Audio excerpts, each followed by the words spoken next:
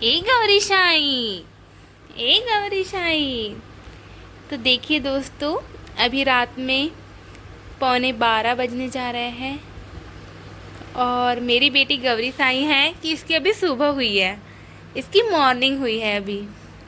इसका मतलब यही है कि मेरी बेटी जो है रात में ज़्यादा एक्टिव रहती है ना बेटा? अब रात में ज़्यादा एक्टिव रहते हो ना? हाँ, रात में ज़्यादा एक्टिव रहती है, रात में खेलती है, रात में बातें करती है, पूरा इंजॉय रात में ही करती है और सुबह होते ही सो जाती है ना बेटा? आपको सुबह ज़्यादा नींद आती है ना? सुबह जैसे 3:30 बोलो या 4, करीबन 3:30-4 बजे इसे नींद आती है और फिर सुबह के 11 बजे तक सोई रहती है। और देखिए रात में बहुत ज़्यादा एक्टिव हो जाती है, जैसे कोई चार्जिंग हो रही है, वो होता है ना कि रात में दिन में पूरा चार्ज हो जाओ और रात में जैसे हम अपने मोबाइल की बैटरी चार्जिंग करके रखते हैं, उसी तरह मेरी बेटी है, दिन में पूरी चार्ज होती है और रात में एक्टिव हो जाती है ना बेटा? है ना बेटा? हाँ। तो ये दोस्तों देखिए मेरी बेटी अभी करीबन 4 महीने की हुई है, जस्ट 4 महीने की हुई है मेरी बेटी। अभी अभी जो गई है ना 7 तारीख, उसी को 4 महीने की हुई है मेरी बेटी। और देखिए 4 महीने की बेटी है, पलट जाती है और हंसती है। तो मैं आपको आज ये दोस्तों एक ख़ास बात बताना चाहूँगी मेरी बेटी के बारे में कि आप लोग सोचिए 4 महीने में एक 4 महीने का बच्चा क्या क्या कर सकता है। 4 महीने का बच्चा की क्या क्या एक्टिविटी हो सकती है। तो हाँ देखिए मेरी बेटी बात भी करती है ना बेटा? तो मेरी बेटी ये खुद बताएगी कि 4 महीने में ये क्या क्या सीख चुकी है और क्या क्या कर लेती है ना बेटा? आप सबको बताओगे ना कि 4 महीने में क्या क्या कर लेते हो? हाँ, ये सबसे पहले तो बताना चाहूँगी कि मेरी बेटी का जो बर्थ है 7 दिसंबर का है। 7 दिसंबर सुबह 10 बजे की मेरी बेटी है और अभी 7 अप्रैल को ये पूरे 4 महीने की हो चुकी है। और मेरी बेटी जो थी पहले से ही एक्टिव थी। जब हमने इसे हॉस्पिटल से लाए थे घर, हॉस्पिटल में मेरा सीजर था जिसकी वजह से मुझे 3 दिन हॉस्पिटल में रहना पड़ा था। तो 3 दिन के बाद जब हम घर वापस आए तो मेरी मम्मी यानी कि मेरी बेटी की नानी, हाँ मेरी बेटी की नानी ने जब इसकी मालिश किए, बॉडी मसाज किए, तो उन्होंने बोले कि बेटी तो बहुत एक्टिव है। मतलब उस समय ये अपने से थोड़ा पैर उठाने लगी थी, जबकि ये बहुत बड़ी बात है कि इतने छोटे बच्चे कैसे इतना एक्टिव हो सकते हैं। मतलब बर्थ के जन्म के 3 दिन के बाद से ही कैसे एक्टिव हो सकता है। तो ये बचपन से ही बहुत एक्टिव है, बचपन से ही थोड़ा इसके जो बॉडी है वो हलचल है वो बहुत पहले से ही है। और मेरी बेटी अभी कहना चाहे तो अभी ये 4 महीने की होने लगी है। तो इसकी जो नज़र बोलते ना, कई लोग बोलते हैं कि बच्चे की जो नज़र है वो 3 महीने में 3.5-4 महीने में आती है, परंतु इसको सब कुछ 2 महीने में ही समझने लगा था। 2 महीने में ही मुझे पहचान लेती थी कि मेरी मम्मा है। और 2 महीने की थी तभी ये जो मेंबर है हमारे फैमिली मेंबर, उनको जानने लगी थी, पहचानने लगी थी। और हाँ ये था कि ये थोड़ी ठंड के मौसम में हुई थी, जिस वजह से मध्य प्रदेश जो है उत्तर साइड आता है, उत्तर भारत साइड आता है, जिसके वजह से बहुत ठंड पड़ती है। तो मध्य प्रदेश में काफ़ी ठंड पड़ती है जिस वजह से, और मध्य प्रदेश में उत्तर साइड ज़्यादा ठंड पड़ती है, जिस वजह से मेरी बेटी थोड़ी ठंड में परेशान रहती थी। तो करीबन 2 महीने जो है मेरी बेटी ने मुझे थोड़ा परेशान की थी। परेशान का मतलब यही है कि वो ठंड के कारण बहुत रोती थी। हमें पहले तो शुरुआत में नहीं समझ आ रहा था कि इतनी क्यों रो रही है ना बेटा? अब बहुत रोते थे ना, पहले बहुत रोते थे। हाँ, अब नहीं रोना आता है ना? अब नहीं आता रोना, अब नहीं आता। तो दोस्तों बीच बीच में ना बेटी से बात करना पड़ता है, क्योंकि मेरी जो बेटी है, मेरी बेबी जो है, क्यूट बेटी, इससे बात करो ना तो ये खुश रहती है, और अगर इससे बात ना करो ना तो ये गुस्सा आ जाता है। तो इसके साथ ऐसा है कि कोई ना कोई बात करते रहना चाहिए। तो दोस्तों देखो, तो मैं क्या बता रही थी कि ये ठंड के मौसम में हुई थी, जिस वजह से इसका जो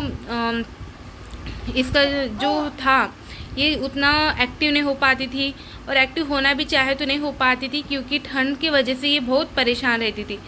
मुझे नहीं समझ आ रहा था इतनी क्यों रोती है। हम सबको लगता था, मैं थोड़ी डर गई थी कि मेरी बेटी ऐसे कैसे हो सकती है, ऐसे कैसे इतना रो सकती है। क्योंकि क्या हुआ था ना, जब मैं प्रेग्नेंट थी उस समय मैंने काफ़ी भजन वगैरह की थी, और दुर्गा चालीसा हो गया, हनुमान चालीसा हो गया, और श्री सत्य साई बाबा जी के जो भजन है वो अटेंड करती थी, और सुबह शाम सत्य साई जी के अष्टोत्तर नामावली, और जो भी था मैंने साप्ताहिक जो होता है पारायण बोलते हैं वो भी की थी 2 बार, और कुछ दिन मैंने उपवास भी किया था, फास्ट भी किया था गुरुवार का। तो ये सब मैंने इसलिए किया था कि बोलते हैं कि ये सब करने से क्या होता है कि बेबी जो रहता है, बच्चा जो रहता है, गर्भ में बहुत सारी चीज़ें सीख जाता है, और आने के बाद उसका प्रभाव पड़ता है। तो मुझे ऐसा लग रहा था कि ये इतना क्यों रोती है, लेकिन फिर बाद में कुछ बात समझ आया कि भाई ये ठंडी के कारण रोती है, और ठंड के कारण बहुत परेशान होती है। तो फिर क्या होता था, हम इसे हीटर के सामने रखते थे।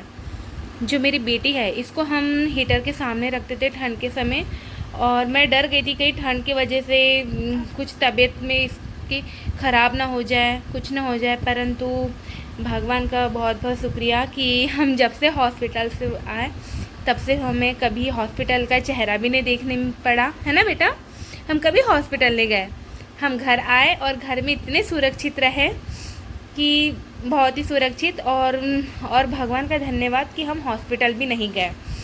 तो बस ठंड से मेरी बेटी परेशान रहती थी थोड़ा। जैसे ही ठंड कम हो गई, करीबन अप्रैल के लास्ट में मार्च के लास्ट में थोड़ी ठंड यहाँ पे कम हो गई, और तब से मेरी बेटी जो है एकदम एक्टिव हो गई ज़्यादा, और एकदम खेलने लगी, और ये 2-2.5 महीने में ही पलटना शुरू कर दी थी। आधी पलट जाती थी 2.5 महीने में, और 3 महीने में पूरी पलटना सीख गई थी। 3 महीने में पलट जाती थी। तो काफ़ी लोग बोलते हैं कि नहीं, बच्चे तो 4 महीने के बाद पलटते, 5 महीने में, 6 महीने में। तो देखिए, सब बच्चे का अलग अलग रहता है, हर बच्चे का बॉडी वो सब अलग अलग रहता है, तो वो वैसे ढलते हैं। तो मेरी बेटी 3 महीने में ही पलटना शुरू कर दी थी अच्छे से, और 2 महीने में तो इसकी नज़र आ गई थी। मैं अपने मम्मा को पहचान लेती थी 2 महीने में ही। और जो हंसना है, इसकी मुस्कुराहट, हंसना, ये तो ठंड के कारण अच्छे से हंस नहीं पाती थी, परंतु 3 महीने के बाद हंसना भी शुरू कर दी, और अब तो रोती ही नहीं है ना बेटा। नहीं रोते हो ना आप? नहीं रोते हो ना? आपको रोना आता है? आता है? नहीं आता? नहीं आता? हाँ, तो देखिए मेरी बेटी बता रही है कि मुझे रोना नहीं आता है, मैं बस हंसते रहती हूँ, और सच में ये हंसते ही रहती है। तो दोस्तों, मैं आपको और एक ख़ास बात बताना चाहूँगी कि देखिए, मेरा ये तो ब्लॉग चैनल है, और मैंने ख़ास करके ये वीडियो इसलिए बना रही हूँ और अपनी बेटी को इसलिए दिखा रही हूँ कि आप लोग अगर हेल्दी बच्चा चाहते तो आप क्या कर सकते हैं। जैसे मेरी बेटी पूरी हेल्दी है, इसे, और मैंने इसे कोई दवाई नहीं दी, होने के बाद ना कुछ नहीं, बस मम्मा के दूध के अलावा मैंने कुछ नहीं दिया। हाँ, मेरे साथ ये कंडीशन थी कि सीजर के कारण मुझे 3 दिन हॉस्पिटल में थी, तो मुझे 3 दिन फीडिंग नहीं करने दी है डॉक्टरों ने, जिस वजह से मैंने 3 दिन फीडिंग नहीं करवाई अपनी बेटी को। इस वजह से क्या हुआ था कि माँ का जो दूध है वो नहीं मिल पा रहा था, तो मैं फीड नहीं कर पा रही थी, और तो मुझे थोड़ी इस चीज़ में दिक्कत हुई, तो मुझे पाउडर वाला दूध देना पड़ता था, है ना बेटा, पाउडर वाला दूध देना पड़ता था। तो कुछ दिन 1 से 1.5 महीना मैंने इसे पाउडर वाला दूध दी, और तो उसकी वजह से क्या हो गया था, इसका वज़न नहीं बढ़ पा रहा था अच्छे से, और इसे मोशन होने में भी बहुत तकलीफ़ हो रही थी। इसका जो पेट साफ़ है वो अच्छे से क्लियर नहीं हो पाता था और उसमें बहुत सारी दिक्कतें आती थी, है ना बेटा। लेकिन जैसे ही धीरे धीरे पाउडर दूध, जो पाउडर वाला दूध रहता है वो बंद हो गया, उसके जस्ट कुछ दिन बाद जब मैं फीडिंग करवाने लगी अच्छे से, तो सब कुछ ठीक हो गया, सब कुछ नॉर्मल हो गया। तो मैं यही कहना चाहती हूँ कि छोटी छोटी बात में आप ना डरें, बेबी बिल्कुल स्वस्थ रहता है, बस हमें उसे थोड़ी समझने की कोशिश करना चाहिए कि ऐसा क्यों हो रहा है। तो मेरी बेटी जो है, तो फिर मैंने इसे हाँ, तो इसे 1 से 1.5 महीना मैंने पाउडर का दूध दी, तो इसका वज़न थोड़ा कम था। लेकिन जैसे ही माँ का दूध मिलने लगा, मम्मी का दूध मिलने लगा, वैसे ही मेरी बेटी एकदम थोड़ी तंदुरुस्त और ज़्यादा हो गई और वज़न भी बढ़ गया।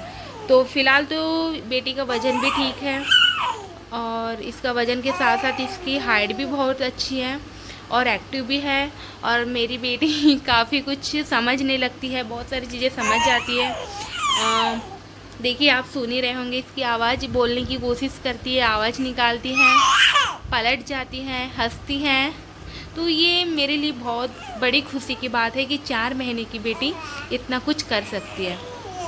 तो आप भी कमेंट में बताइएगा कि आपका जो बेबी, आपका जो बच्चा है, क्या वो भी 4 महीने में ऐसे ही एक्टिव थे या फिर इससे ज़्यादा एक्टिव थे। और ज़्यादा एक्टिव बनाने के लिए मैं क्या कर सकती हूँ, मैं इसे क्या सिखा सकती हूँ।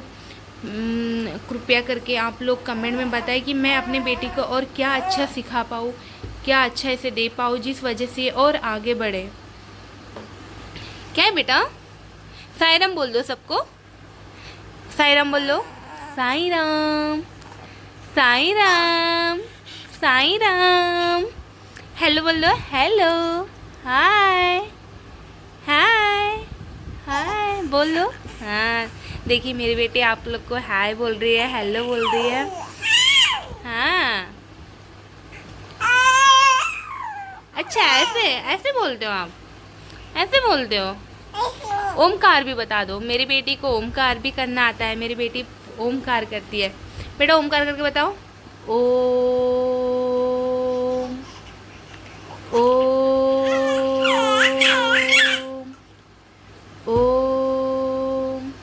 और दोस्तों, मैं आपको एक बात और बताना चाहूँगी कि कई बार ये होता है, वैसे तो ये मेरा ब्लॉग चैनल है और ब्लॉग के साथ ऐसे कोई जो मैं बता रही हूँ शायद वो उस चीज़ का चैनल नहीं है, लेकिन फिर भी मैं एक इन्फॉर्मेशन के लिए, मैं नॉर्मली जो होता है हमारे साथ हर महिलाओं के साथ, इसलिए मैं वो बोलना चाह रही हूँ कि दोस्तों क्या होता है कि प्रेगनेंसी को लेकर कई सारी महिलाएं जो होती है बहुत काफ़ी डरी हुई होती है। तो मैं यही कहूँगी कि जिस तरह मेरी कंडीशन थी बिल्कुल नॉर्मल थी। हाँ, ये था स्टार्टिंग में थोड़ी उल्टी वगैरह होती थी, पर मैंने कोई दवाई, कोई मेडिसिन नहीं ली। मैंने यही सोचा ये सब प्रकृति का दिया हुआ है, तो ये सब खुद ही शुरू हुआ है तो खुद अपने आप ठीक हो जाएगा। तो दोस्तों, मुझे 3 महीने उल्टी हुई, जिसे जो नॉर्मल है। तो कई लोग क्या होते हैं, कई महिला डर जाती है और कई तरह के दवाइयाँ खाती है, कई तरह की गोली खाती है, डॉक्टर के पास जाती है। तो मैं ये कहना चाहूँगी कि ये सब चीज़ों की कोई ज़रूरत नहीं है। क्यों नहीं है? क्योंकि क्या होता है ना दोस्तों, कि ये सब हम दवाई खाने से क्या होता है कि ये इफ़ेक्ट बच्चे पे पड़ता है और हम ये करके सिर्फ अपने बच्चे को कमज़ोर करते हैं। तो मैं आपको सबसे पहले बताना चाहूँगी कि अगर आपको उल्टी हो रही है तो 3 महीने ये नॉर्मल है, 3 से 3.5-4 महीने नॉर्मल है। और मैं बताऊँगी कि मुझे जब उल्टी होती थी तो मैं पानी तक नहीं पी पाती थी, मैं जैसे पानी पी वैसे उल्टी। तो मैं क्या करती थी, वो जो गेहूँ के आटे का चावल के आटे का जो घोल होता है, जिसे हम हमारी लैंग्वेज में पेज बोलते हैं, अब शायद आप पता नहीं आपके लैंग्वेज में क्या बोलते हैं और उसका दूसरा नाम तो मुझे नहीं पता, बस मुझे इतना पता है उसे पेज बोलते हैं हमारे लैंग्वेज में। तो हमारी भाषा में पेज बोलते हैं और मैं पेज पीती थी और कुछ खट्टा खाती थी, जैसे आम हो गया, थोड़ा गर्मी का समय था उस समय, तो कच्चे आम बहुत खाती थी, खट्टी चीज़ें जो करवंद बोलते हैं, आंवला, ये सब चीज़ें मैं खाती थी। बेर हो गया, बेर के जो बड़े होते हैं, तो खट्टी चीज़ें और पेज, बस मैंने 3 महीने यही खाई और इसी को खा के मैं 3.5 महीने अपने बिताई। परंतु और लेकिन मैं डॉक्टर के पास नहीं गई क्योंकि मुझे नहीं लगता था कि ये सब चीज़ें ये सब नॉर्मल है और ये सब चीज़ें होती है। दूसरी बात मैं कहना चाहूँगी, 3.5 महीने के बाद फिर मुझे हाँ कुछ चीज़ें से एलर्जी थी, जैसे ज़्यादा तेल का हो गया, मुनगा था कुछ कभी कभी तो ये होता था मैं पेड़ों को नहीं देख पाती थी क्योंकि मुझे इनको देख के थोड़ी कड़वाहट सा लगता था। तो ये सब चीज़ें नेचुरल है, ये सब चीज़ें प्रकृति का है, तो ये सब होते रहता है। लेकिन मैं यही कहूँगी कि आप छोटी छोटी चीज़ों को लेकर हॉस्पिटल ना जाए और परेशान ना रहे, क्योंकि ये सब नॉर्मल है, ये सब होता है, फिर अपने आप धीरे धीरे ठीक होता है। हाँ, और बोलूँगी मुझे दूध की चाय, ये सब चीज़ों से बहुत परेशान थी। मैं दूध की चाय टोटल बंद कर दी थी और शायद मेरी बेटी होने के बाद भी मैं 2-3 महीने नहीं पी। मैंने अभी दूध की चाय स्टार्ट किया है क्योंकि मुझे इसके बेटी होने के बाद भी 2 महीने बाद तक उसका असर था जो पूरी तरह नहीं गया था। तो इस तरह दूध की चाय, इस सब चीज़ों से थोड़ी एलर्जी थी, परंतु अब सब नॉर्मल है, अब कोई परेशानी नहीं है। तो दोस्तों ये सब चीज़ें ऐसा होते रहता है, तो आप ऐसे थोड़ी थोड़ी चीज़ों के लिए ना जाएं। फिर मैं दूसरी बात ये कहना चाहूँगी दोस्तों कि मेरी पूरी कंडीशन नॉर्मल थी। 9 महीने मुझे कोई पैर में सूजन नहीं, कुछ नहीं, सब ठीक था। और सही समय पे जो डॉक्टर ने डेट दी थी मेरी 6 दिसंबर, बिल्कुल वही डेट पे मुझे दर्द उठा। परंतु मेरी सबसे बड़ी गलती हुई दोस्तों, लेकिन मेरी एक गलती की वजह से क्या हुआ कि मेरा सीजर होना पड़ा। अब वो पता नहीं मेरी गलती थी या नहीं, मुझे नहीं पता, पर जो हुआ वो तो थोड़ा गलत तो हुआ। ये हुआ दोस्तों कि मुझे 6 दिसंबर को दर्द उठा। मैं बड़े 2-3 हॉस्पिटल में भी गई, गवर्नमेंट हॉस्पिटल में भी गई रात में, परंतु मैंने हॉस्पिटल में जाने के बाद एडमिट नहीं हुई। उसका कारण ये था कि मुझे कहीं ना कहीं डर था, कहीं हॉस्पिटल में एडमिट होने के बाद मुझे सीजर ना करना पड़े, इस वजह से मैं हॉस्पिटल में एडमिट नहीं हुई। और मुझे 6 दिसंबर को शाम को 5 बजे से दर्द उठा, जो कि मैं रात भर दर्द सही सिर्फ इसलिए कि मुझे नॉर्मल हो जाए। और बस सुबह जैसे ही मैं हॉस्पिटल पहुंची तो मुझे डॉक्टर ने कहा कि 2-3 घंटे में नॉर्मल डिलीवरी हो जाएगी बहुत अच्छे से। तो मैं काफ़ी खुश हो गई, लेकिन उसके कुछ सेकंड बाद मुझे डॉक्टर बोली कि बच्चे ने पेट में पोटी कर दी है, जिसकी वजह से बच्चे को कुछ भी हो सकता है, तो आप लोग को अर्जेंट ऑपरेशन करना पड़ेगा। तो मुझे नॉर्मल का दर्द शुरू ही था और मुझे उस दर्द में ही मैं ऑपरेशन के लिए ले जाना पड़ा और मेरा अर्जेंट इमरजेंसी ऑपरेशन करना पड़ा। तो दोस्तों मुझे नहीं पता कि ये क्या सही था, क्या गलत था, क्या झूठ था, नहीं पता, परंतु मेरा नॉर्मल, मुझे इस बात का दुख तो होता है कि मेरा नॉर्मल होते होते ही ऑपरेशन करना पड़ा, जबकि नॉर्मल के लिए मैंने पूरा रात भर दर्द सही और मैं हॉस्पिटल में एडमिट नहीं हुई। मैं गवर्नमेंट हॉस्पिटल में गई, तो गवर्नमेंट हॉस्पिटल में चेक करने के बाद पता चला कि सब कुछ नॉर्मल है और उन्होंने कहा भी कि तुम्हारी हाइट अच्छी है, सब अच्छा है, तुम्हारी नॉर्मल डिलीवरी बहुत अच्छे से हो जाएगी, परंतु कहा कि यहाँ बेड खाली नहीं है, जिस वजह से तुम्हें बाहर रहना पड़ेगा। और मैंने चाहती थी कि इतने ठंड में मैं बाहर रहूँ क्योंकि दर्द बहुत था और बाहर रहना बहुत मुश्किल की बात थी। तो देखिए ये सारी चीज़ें होते रहती है, तो मैं इसलिए बता रही हूँ दोस्तों कि आप लोग के साथ ऐसा ना हो। कि मेरी सबसे बड़ी गलती थी कि मुझे अगर नॉर्मल करना है तो मुझे हॉस्पिटल में, गवर्नमेंट हॉस्पिटल में एडमिट हो जाना था। अगर शायद मैं एडमिट हो जाती और डॉक्टर के देख रेख में रहती तो शायद मेरा सब कुछ नॉर्मल होता, परंतु मैं एडमिट नहीं हुई और उसका ये भी कारण था कि वहाँ बेड नहीं थे, जिस वजह से मैं एडमिट नहीं होना चाहती थी। दूसरी गलती ये हुई दोस्तों कि मैं जिस हॉस्पिटल से, प्राइवेट हॉस्पिटल से मेरा ट्रीटमेंट चल रहा था, निधि बजाज डॉक्टर है, जो कि बहुत अच्छे डॉक्टर है और मुझे बहुत अच्छी भी लगी, वो डॉक्टर बहुत अच्छी है। तो वहाँ भी मैं गई, लेकिन मैं एडमिट नहीं हुई सिर्फ इसलिए क्योंकि वहाँ पे नर्स थी और उन्होंने कहा कि डॉक्टर सुबह आएंगे, अभी नहीं आएंगे। और फिर मुझे कहीं ना कहीं डर था कि मेरा सीजर ना जानबूझकर ना सीजर तो ना कर देंगे, तो मैं वहाँ भी एडमिट नहीं हुई। उसके बाद क्या हुआ कि इन सब ये सब के बाद ये हुआ कि फिर कहीं ना कहीं फिर मुझे रात भर ऐसे इधर उधर जाना पड़ा, घूमना पड़ा। तो मैं यही कहना चाहती हूँ कि अगर आपको दर्द उठ रहा है तो आप जाइए, अच्छे से पूरी तैयारी कीजिए और टाइम वेस्ट करे बिना हॉस्पिटल में एडमिट हो जाए। और अगर घर पर ही है तो घर पर भी आप सुरक्षित, अगर घर पर सुरक्षित हो तो घर पर भी रह सकते हो। ज़्यादा इधर उधर आने जाने से भी कोई मतलब नहीं होता, क्योंकि मैं क्या हुआ, मैं ये हॉस्पिटल फिर वो हॉस्पिटल फिर ये हॉस्पिटल ऐसे करने के चक्कर में और ज़्यादा मैं थक गई। और दर्द के समय आप तो जानते ही हो कि इधर उधर जाना कितना मुश्किल होता है। और सबसे बड़ी गलती दोस्तों मैंने ये की कि ठंड का टाइम था और मैं ठंड में ज़्यादा थी, जबकि मुझे गर्म में रहना था। तो अगर आपके साथ भी ऐसा होता है तो कृपया करके इस चीज़ को ध्यान में रखते हुए अपने मतलब खुद को थोड़ा गर्म में रखें।